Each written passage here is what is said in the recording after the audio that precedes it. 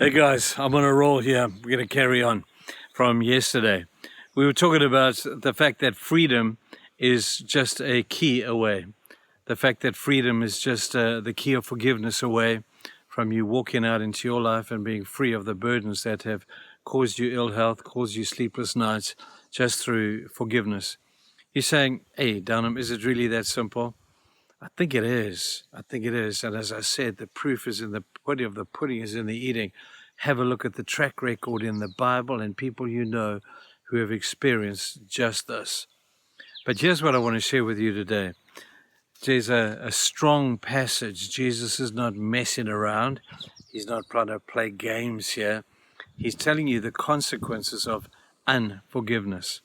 After he said to Peter, I want for you to forgive 70 times 7, he says this, he says to them, it's like a king who had a guy who owed him a whole bunch of money.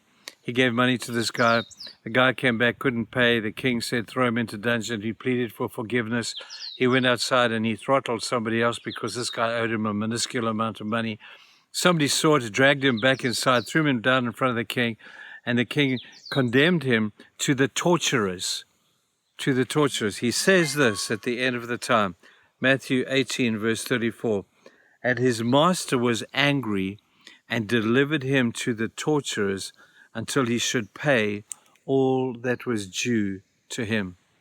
What an irony, to be forgiven so much, and yet to be able to not forgive somebody who owed him next to nothing. That made God really mad. Still does. The story is still applicable. That God will condemn people, this is tragic, but it's true, He'll condemn people to the torturers should they not choose to forgive. God is serious, very serious, about you learning and acting upon forgiveness for those around you. Now, the torturers is an interesting concept. The torturers are states of mind, the state of mind of your anguish, anger, bitterness, ulcers. Those are the torturers. A tortured mind is a mind that is so angry and so aggressive, and I'm going to get him back. I'm besotted with vengeance, and man, that's a miserable mind. Anybody out there got that kind of mind? A mind that is like building a brick wall. You know, you put one brick down, and then a guy offends you, and then you say, well, I'm going to build a wall between you and me. And every time you remember him, every time you recount what he did to you, you put another brick in the wall. And the wall grows and the wall grows, and your guy's on the other side. And as you grow this darn brick wall, one brick upon a time, every memory, every thought of this particular person, you eventually build a wall that you can't see the other guy at all. And you think, well, I've won. I can't see him anymore. Well, in winning, you lose because you know he's there. And the worst thing that you can do is ignore him because now it goes internal. Now it internalizes itself in your life, and bitterness is an ugly thing. Bitterness just turns to, really, really tragic kind of stuff evidencing itself in your life.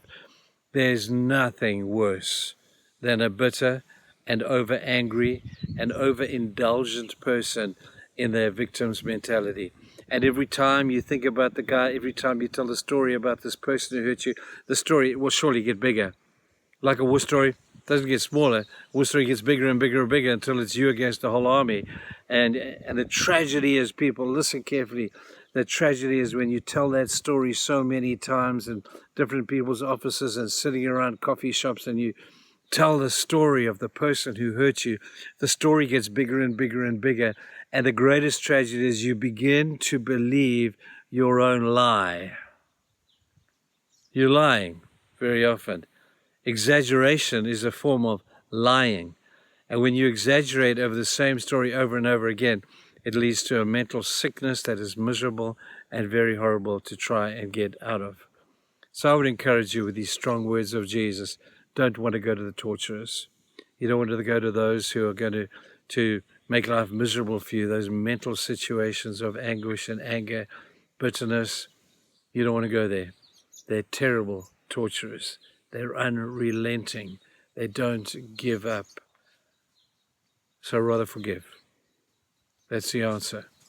And we'll talk about that again tomorrow and the next day, because I really want you to get this. Don't set your mind to the torturers. Walk away from them. Get away from them. You don't want to go there. God is not being mean when he sets the torturers on you. He just wants you to walk in clear thinking. He wants you to forgive. And he will do whatever it takes to get you to do that. I hope that you'll just listen to this. God is not some Mickey Mouse person who you can bull dust and you can push aside and do what you want to do. God is very intentional about you forgiving. No forgiveness, bring on the torturers, those horrible states of mind. But it's not the end, because very easily and very simply you're going to be able to deal with them. Have a good day. Bye.